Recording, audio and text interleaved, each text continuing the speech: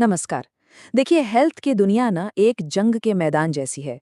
एक तरफ हम पुरानी बीमारियों को हरा रहे हैं, तो दूसरी तरफ नए नए दुश्मन सामने आ रहे हैं। तो आज हम इसी लड़ाई को समझने वाले हैं, कहाँ हम जीते और कौन से नए खतरे हमारा इंतजार कर रहे हैं। तो सवाल ये उठता है कि क्या हम बीमारियों के खिलाफ ये जंग जीत रहे हैं? मजे की बात यह है कि इसका जवाब हाँ भी है और ना भी। चलिए समझते हैं कैसे। तो चलिए शुरुआत एक बहुत ही अच्छी खबर से करते हैं। WHO की जो ग्लोबल टीबी रिपोर्ट है, वो बताती है कि भारत में टीबी यानी ट्यूबरक्यूलोसिस के नए मामलों में 21% की जबरदस्त कमी आई है। ये वाकई में एक बहुत बड़ी कामयाबी है।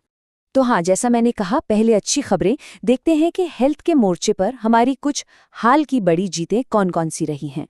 अच्छा, अब टीबी की इस जीत को ठीक से समझने के लिए ये जानना जरूरी है कि टीबी असल में दो तरह की होती है। एक है पल्मनरी टीबी। ये वो है जो फेफड़ों में होती है और खांसने छींकने से फैलती है। और दूसरी है एक्स्ट्रा पल्मनरी टीबी, जो फेफड़ों पर छोड़कर शरीर के बाकी हिस्सों में हो जाती है। ये उतनी संक्रामक नहीं होती। और अच्छी बात यह है कि भारत ने इन दोनों ही मोर्चों पर कामयाबी हासिल की है। और देखिए, जीत का ये सिलसिला यहीं खत्म नहीं होता। भारत ने ट्रिकोमा को भी पूरी तरह से खत्म कर दिया है। ये एक ऐसी बीमारी थी जो अंधेपन की एक बड़ी वजह बनती थी। ये पब्लिक हेल्थ के लिहाज से एक बहुत बहुत बड़ी कामयाबी है। और इसके साथ ही हम नेपाल और म्यांमार जैसे देशों की लिस्ट में शामिल हो गए हैं। लेकिन बात सिर्फ पुरानी लड़ाइयां जीतने की नहीं है। हम आने वाले कल के लिए कुछ नए और बहुत शक्तिशाली हथियार भी तैयार कर रहे हैं। चलिए देखते हैं कि ये क्या है। इन्हीं में से एक कमाल की चीज है प्रेप, मतलब प्री एक्सपोजर प्रोफिलैक्सिस। ये एक ऐसी स्ट्रैटेजी है जिसमें जो लोग HIV के हाई रिस्क पर हैं, वो इन्फेक्शन होने से पहले ही एक दवा ले लेते हैं। इससे क्या होता है कि इन्फेक्शन का खतरा बहुत बहुत कम हो जाता है।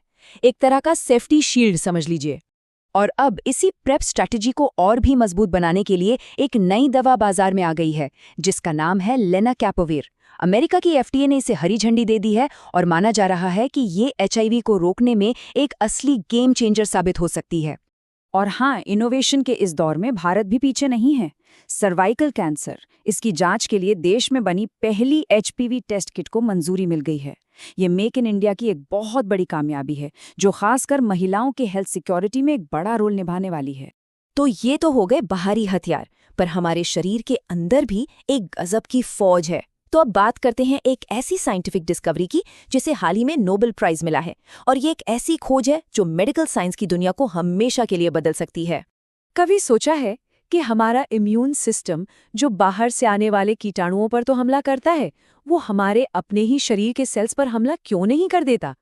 ये सवाल बहुत सीधा सा है, पर इसका जवाब उसी नोबेल प्राइज वाली खोज में छिपा है।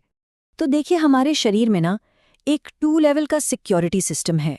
पहला है सेंट्रल टॉलरेंस, जो थाइमस ग्लैंड में होता है, और दूसरा है पेरिफेरल टॉलरेंस, जो शरीर के बाकी हिस्सों में एक्टिव रहता है।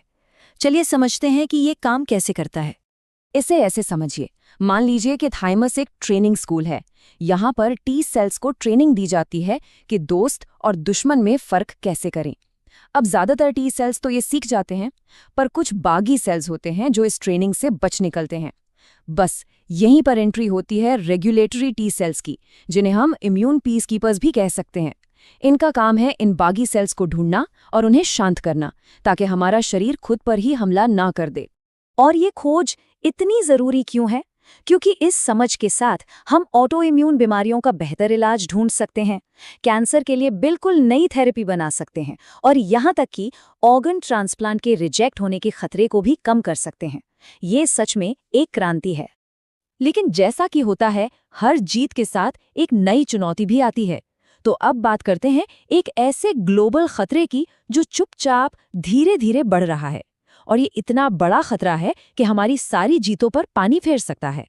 वर्ल्ड हेल्थ ऑर्गेनाइजेशन ने इसे नाम दिया है द साइलेंट पैंडेमिक, यानी मूक महामारी। और ये नाम ही इसकी गंभीरता बताने के लिए काफी है। ये एक ऐसा दुश्मन है जो बिना शोर मचाए लगातार ताकतवर होता जा रहा है। हम बात कर रहे हैं एंटी माइक्रोबियल रेजिस्टेंस यानी AMR की। अब ये है क्या?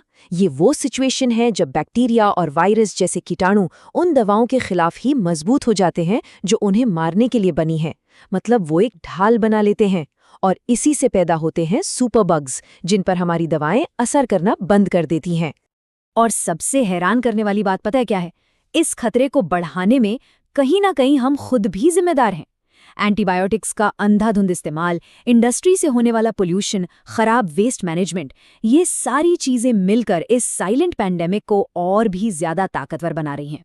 तो इन सारी जीतों और चुनौतियों को एक साथ देखने के बाद आज की सबसे बड़ी सीख क्या है? ये सब कुछ हमारी कामयाबियों और हमारी जिम्मेदारियों के बीच एक बैलेंस बनाने के बारे में है।